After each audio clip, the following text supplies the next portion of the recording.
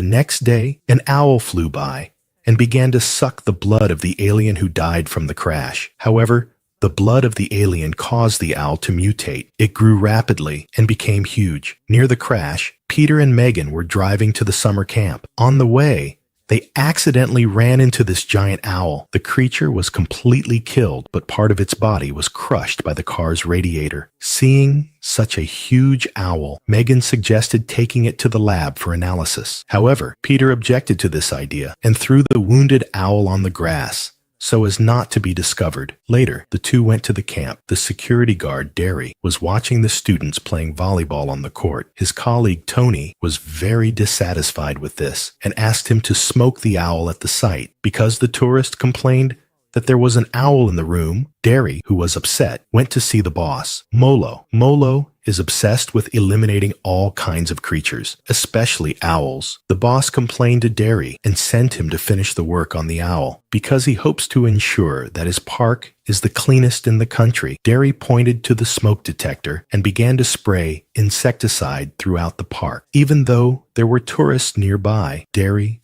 Molo, and John grabbed the bank in town and arrived outside the camp. Derry stopped to look at the map. John took the opportunity to look for the toilet. He found a toilet in the middle of the forest. However, when he looked up at the ceiling, he saw a huge owl, which scared him to run away. This creature was chasing him all the way, trying to suck his blood. John shouted. Derry and Molo grabbed their guns and rushed over to help John, but the two were surprised to see the huge owl. Molo was surprised for a moment and quickly aimed his gun, but did not hit the target for the first time. Instead, it hit John's back. Molo then began to attack them. Fortunately, Derry was able to shoot accurately. Molo was blown to pieces. Now, it seems that more owls have sucked the blood of aliens. Soon, a group of giant owls will occupy the entire area. On the other side of the forest, Tony and his colleagues were fishing on the lake when an owl appeared and attacked their boat. Tony tried to use the boat as a shield, but was hit by the giant owl into the water. At the same time, his colleagues were stuck by the giant owl. Although he resisted hard, he could not resist Molo's attack. Molo hit his eyes with a straw-shaped breath and began to suck his blood. Soon after,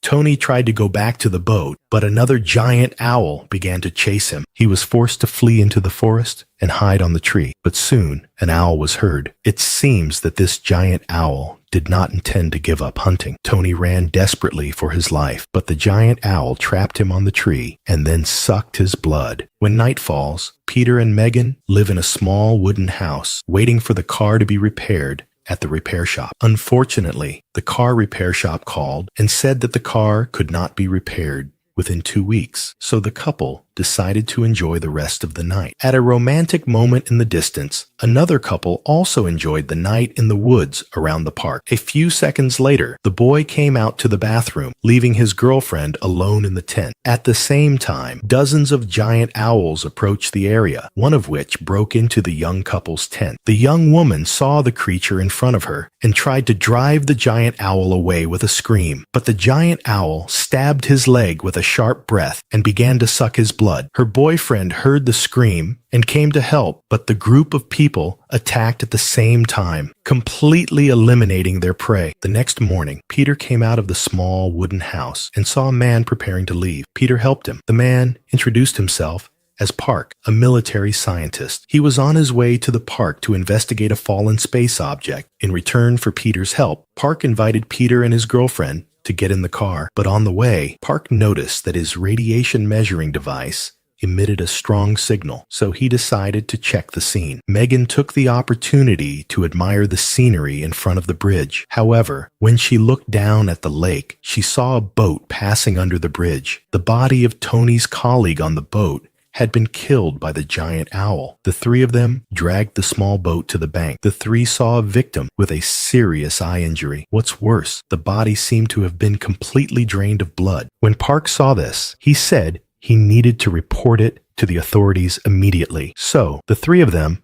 decided to go to the park office and call the police on the office phone. However, when they got there, they saw that the office had been cleaned up and all the phones could not be used. What's worse, Park found another body. This time, It was the dead body of the park manager, and his blood was also drained. Park suspects that none of this was done by humans. Now the three of them have to solve this mystery before more people become victims. But the timid Peter opposes this idea. He thinks the best thing to do now is to run away. But Megan agrees with Park's opinion and is willing to work with Park to find out the truth. After that, the three of them split up. Peter and Megan investigate the facility. Park goes to check the campsite in the forest. What scared Park was that he found that the campsite was full of corpses. The deaths of all the dead were the same as those of the previous victims. On the other hand, Peter and Megan also found more victims in the park until they met a boat moving on the ground. When they carefully checked it, they found Deli. Deli, who was frightened, threw smoke bombs at the couple. Fortunately, they calmed Deli down soon. Deli explained that because the park was attacked by a giant dragon,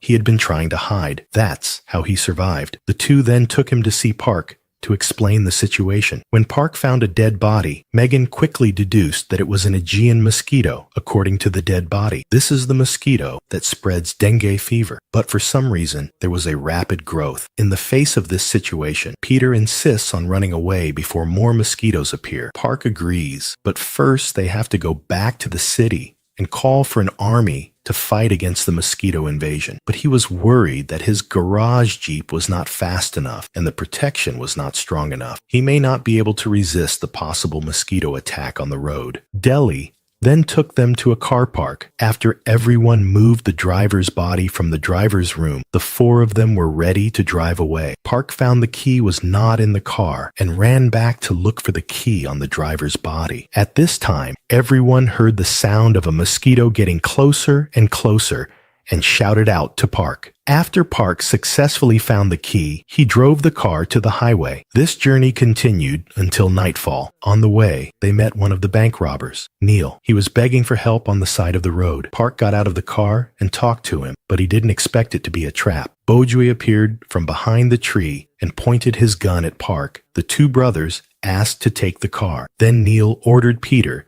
to get out of the car, but Deli suddenly shot and hit Neil in the face with a punch. Bojue tried to help. While Park was distracted, he punched him in the face. The two were fighting. In the end, Park took the lead and hit Bojue to the ground with a blow. At the same time, Neil tried to get up, and Peter sent him over with a kick. He took the gun and put it on the ground. Not long after the battle ended, everyone heard the sound of Neil again. Deli proposed to leave the bank robbers on the road as food for Neil, but Park didn't want to be so cruel, so he decided to take them with him. Then he asked Peter to tie the two up and throw them into the car. When everyone got in the car, Park accelerated, but Neil soon caught up and tried to break into the car. Neil smashed the window glass. Peter used a shotgun to smash it into pieces. Another Neil took the opportunity to get into the car and pushed Megan out of the car. She hung on the door and shook. Fortunately, Deli pulled her back into the car in time. More Neils began to surround the car, and Neil rushed into the driver's seat and attacked Park. He shot back. He opened the gun and killed him. Deli and Peter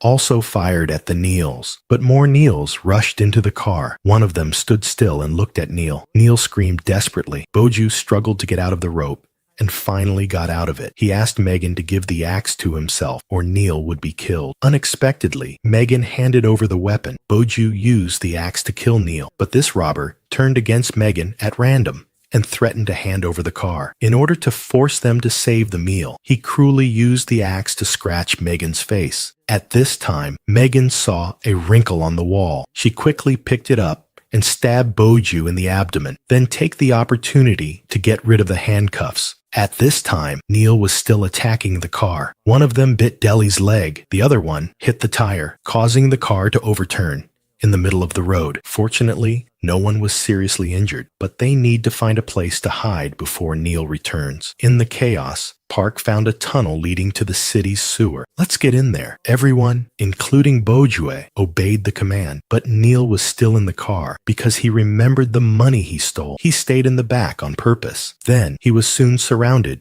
by Weng Weng. A Weng Weng pierced his heart and sucked blood. He was killed on the spot. Bojue tried to save Neil, but he was powerless. He could only follow the crowd into the tunnel. The Weng Weng saw humans fleeing. In a hurry, Peter, Park and Deli had to shoot all the bullets to repel the mosquitoes. After entering the sewer, they faced multiple tunnel crossings. Within a few seconds, Weng Weng swam into the tunnel. In order to prevent Weng Weng from following, Park asked everyone to take off their shirts, light a lighter, and block the tunnel entrance. Then, Weng Weng retreated for a while. Everyone fought for a few hours to breathe, but they had to find a way to completely eliminate these Weng Weng. Park began to review all the clues he found that day. According to Maigen's biology knowledge, only the magnetic Weng Weng will suck blood. The purpose is to get nutrients for the larvae, but these mutated Weng Wengs are extremely in need of blood. Park also thought that all events happened on the same day the alien spaceship crashed. He speculated that near the crash site,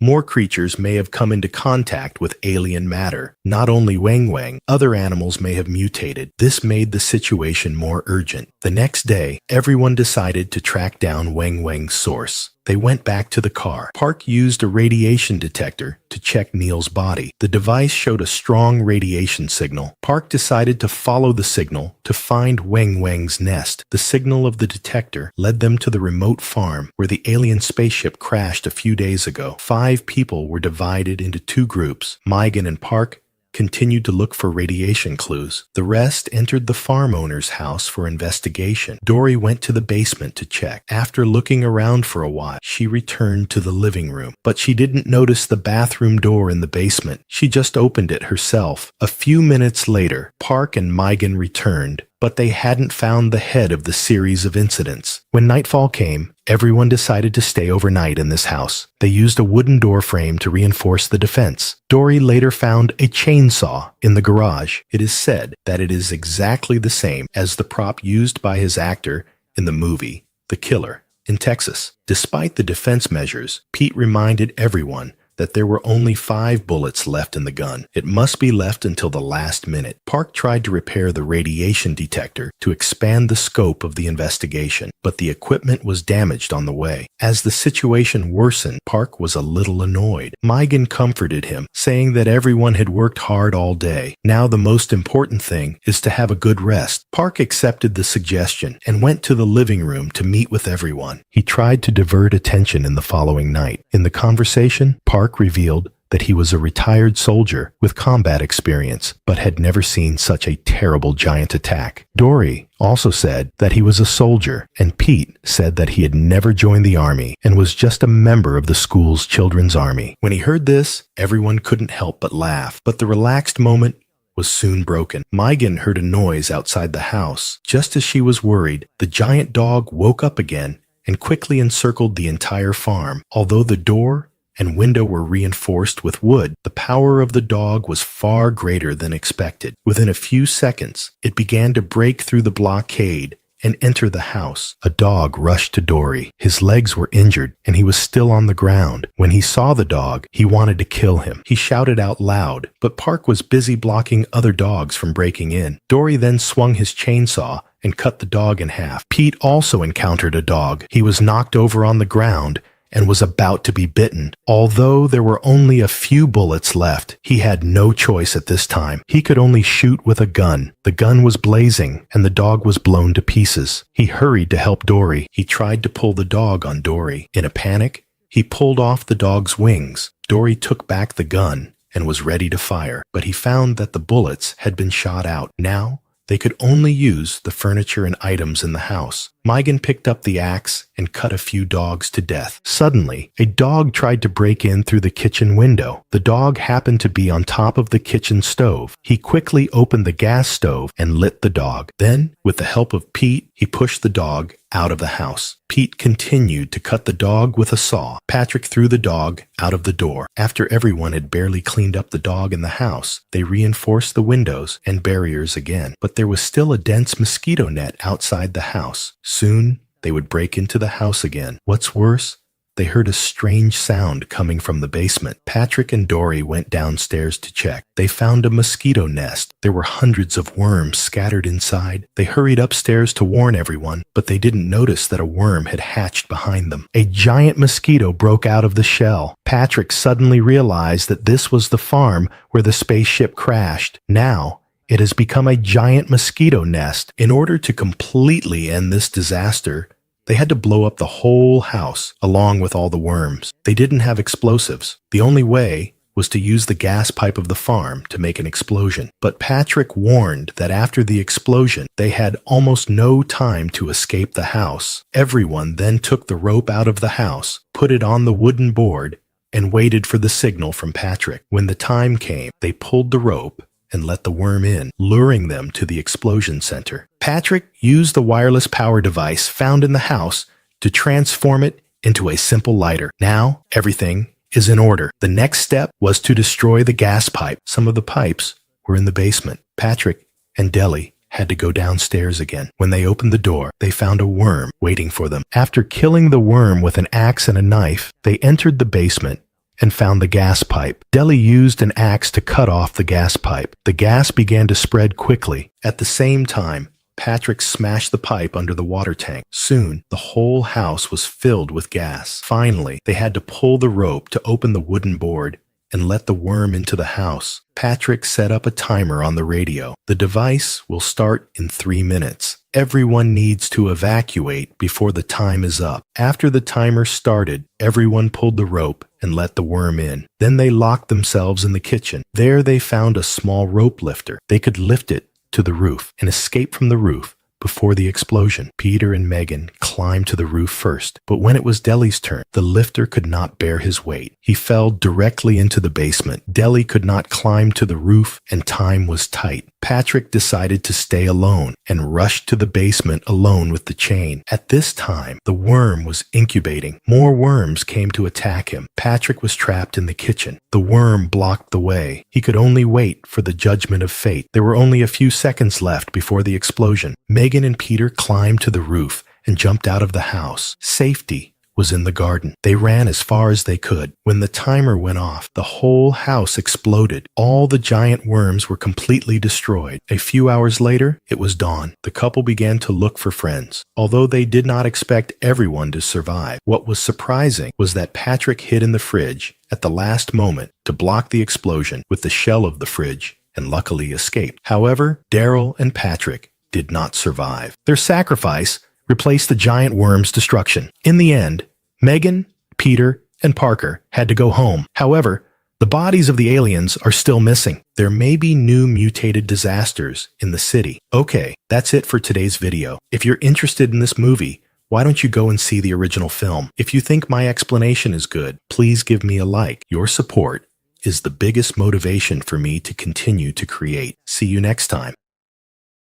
This is definitely the most hateful surgeon I've ever seen. Just now, he killed a terrorist with his bare hands and removed a time bomb with one hand. Now he is going to reload his weapon to save his son. The doctor's name is Mary. She is a surgeon at the local hospital. Just a few hours ago, she had 2 special patients. When the 2 came, they had just experienced a battle. One was shot in the neck and his life was in danger. The other was hit in the abdomen and bleeding. Mary took out 2 explosive bullets from his body. Fortunately, the bullet did not explode in the body. Otherwise, even if the head came, there was nothing we could do. When the 2 were fine, the police officer who sent them came. He relaxed for a while. An hour ago, the officer was ordered to transfer the local gang's prince, Xiao En. The other family is suspected of multiple homicide robbery, human trafficking, blackmail, and tax evasion. As soon as Xiao En was arrested, these charges will be put on him. The police officer wanted Xiao En to cooperate with the police to arrest others, fight for leniency. Xiao En firmly refused. In this case, the officer can only transfer him to other departments for processing. I didn't expect to escort the team on the road. I met Xiao En's brother. The other party led the team to stop the car. Without saying a word, just shoot. It happened suddenly. The officer didn't have time to react. The injury was severe. A bullet shot through the bulletproof glass, followed by his brother, Sang Biao, while hitting the officer in the car. Also aimed the gun at Xiao in 2 shots to his abdomen. The gun was in a state of panic, passed out. At this time, the situation was not good. Pull the car door, then a foot floor from the escape route to the hospital. Send 2 people to rescue. Fortunately, they were able to save a life in time. Not long after the break, Sang Biao called his father. Tell the situation to the other party. Allege that during the confrontation, Xiao En's abdomen was hit by a bullet, was taken away by the police, sent to the hospital. Father John was anxious. He ordered his eldest son to rush to the hospital, but don't act rashly. Wait for yourself to arrive. Hang up the phone. John immediately drove to the hospital. I saw Song Biao at the door. Let him stand by. Walk into the hospital by yourself. First, he has to make sure, is Xiao En still alive? John came to the nurse's office. Want to ask about his son's condition. The nurse read the record, said the patient was being rescued, not allowed to visit now. Go to the waiting area. First, I believe it won't take long. The surgeon will appear. At that time, John can ask him. Unfortunately, John can only do it. He met a football boy in the back and played with him. Not long after Mary came out of the operating room, found his son missing. It turned out that the boy who just died is Mary's son. Mary asked John, have you seen your own son? The latter pointed to the end of the corridor. Then John asked Mary about the son's condition. Knowing that the other party was fine, he was anxious and let go. John wants to visit his son. Mary asked him to apply to the doctor because he's off work now. He wants to take his son to celebrate his birthday. On the other side, Sang Biao is waiting anxiously outside. He was afraid that his brother would wake up and tell his father. At this time, the hospital security officer, Lao He, noticed a few people in the parking lot. He walked over with his chest up, asked for parking fees from a few people. Sang Biao left without hesitation. Take Lao He away. Not long after Lao He left, Sang Biao was more and more anxious. With his subordinates, he walked into the hospital with a black bag. Sure enough, Lao He just recognized Sang Biao's identity. I'm going to call the police right now. Sang Biao and his 3 men came in with guns. Control the situation. The nurse wanted to issue a warning, but was shot in the head by his subordinates with the gunshot. The scene was a mess. Lao He was also knocked out. John heard the gunshot and rushed to the nurse's station. Seeing the nurse's body, the whole person was in a rage, started to accuse John of being disobedient. In order to teach Xiaobai a lesson, John cut off his medical ear directly. Then John began to command everyone to control the hospital. Concentrate. Everyone in the lobby. John didn't want to kill anyone. He was going to find his son and leave the hospital. At the same time, the gunshot caught Mary's attention. Realized that the situation was not good. He saw his son hiding in the storage room. He went out to check the situation. John found his son's doctor, led by the other party, to the treatment room. Sang Biao followed behind, but there were only police officers left in the treatment room. Xiao Enzi didn't know where to go. Sang Biao thought the doctor was playing tricks, so he pulled out the gun and pointed it at him. John stopped his son, or that sentence. He doesn't want to kill people in the hospital. Sang Biao came to the police station. Without hesitation, he pulled down his ventilator, sent the other party a box of rice. Now Sang Biao has begun to be under John's control. John learned from the doctor. There was another greedy man who sent the police station. He suspected that this person had transferred Xiao En, called his subordinates to search the entire hospital. Be sure to find Xiao En's son. And things are just like John thought. Xiao En was indeed transferred in advance by the crowd. It turned out that after the crowd heard the gunshot, I had a feeling that something was going to happen. See, Xiao En transfer in advance. When he came back to save his colleagues, only saw the body of the other party. Black woke up here. He quietly climbed up from the ground. The sight of the gangsters leaving, on the way to the surveillance room. Just met Mary. The 2 of them came to the surveillance room together. Through the monitoring system, I saw the current situation in the hospital and find the location of the big man from it. Mary asked Black to call the police, then cut off the monitor. Black doesn't understand. Mary explains he doesn't want the gangsters to see their own location. After saying this, Mary went out to find the big man. Just ran into a hitman. Mary didn't say anything. Hand over his uniform. Black Wenshun came to see it on the spot. It turns out that Mary's identity, but it's not just a surgeon. He didn't come to the hospital. Once a surgeon in the Afghanistan Special Forces. Mary is not only excellent in medicine, the skills are also very good. Then Mary followed the stairs to the storage room on the 3rd floor, looking for the big man. At this moment, a gangster is searching upstairs. Avoid being found by him. Mary took off one shoe, throw it down the gap between the stairs. Sure enough, the gangsters were attracted by the sound. Rushed downstairs to check Mary was able to reach the storage room on the 3rd floor. Find the big man, and Xiao En, who is still in a coma, as Black called the police. The police rushed to the scene, surround the hospital. Sang Biao took a hostage. Come to the hospital door, negotiate with the police. The police officers dared to act rashly. Sang Biao was going to start killing the hostages. In this case, the police can only watch outside, dare not take any action. The sword on Xiao En's body gradually disappeared. Mary needs to find the medicine to treat him. Never thought, in the process of looking for the medicine, a gangster suddenly appeared. Mary didn't have time to react, was knocked to the ground. With Mary down, Xiao En's position was also exposed. Big hit with a gun against the gangsters. The result was knocked down by the opponent's gun. Mary climbed up at a critical moment. The gun was sent to the gangsters. Mary helped wake up Xiao En, and the big hit dealt with the wound through Xiao En's mouth. We learned the reason why Sang Biao fired. It turned out that John wanted to transfer his family business to Xiao En. Sang Biao heard this news. The whole person was in a rage, so he planned this shooting incident, want to kill Xiao En. On the other side, police outside the hospital, through special means, connect to the hospital's monitoring system, see what's going on inside, and found out Mary's identity, found that he had served in Afghanistan, got countless medals, and the old man hasn't closed the system yet. He was caught by Sang Biao's men. Mary dealt with the big hit and began to find a way to rescue the hostages in the hospital. Xiao Bai was searching for Xiao En and unexpectedly found a hidden body and found a photo of Mary and her husband in the closet. Xiao Bai took a photo with the body back to the hospital to inquire. Things develop here. Sang Biao and John realized Mary's identity is not as simple as a doctor. At the same time, he also understood that she was a hidden patient. Mary was ready to go to the monitoring room, want to check the location of the hostages, but met a gangster on the road. Mary ran to the monitoring room. The gangsters chased after. He hid behind the door, suddenly shot with his cow. Mary is a good shot. The gangsters are no match. Finally knocked down, fell on a wire. A strong current passed through the gangsters, killed him on the spot. The line was so short, the monitoring system was completely paralyzed. At this time, John's voice was heard on the radio. He also covered up as a threat, forced Mary to find Xiao En and hand him over, out of danger. Mary can only agree to hand over Xiao En. At this time, Sang Biao, next to John, heard this news, secretly ordered his subordinates to start Plan B, only saw Xiao Bai on a doctor full of bombs, send him out of the hospital, communicate with the police outside through the intercom on the other person. They will start to execute the hostages in 15 minutes until the police retreat, allow them to go out. The time has come. Sang Biao started the bomb on the doctor. With a loud voice, the doctor was blown to pieces. John heard the explosion, came to question Sang Biao. Later, Huang Chenxiang had already worked for the Bureau of Investigation. No need to lose other people to save him. John felt that Sang Biao was unreasonable, gradually began to lose control. Sang Biao and the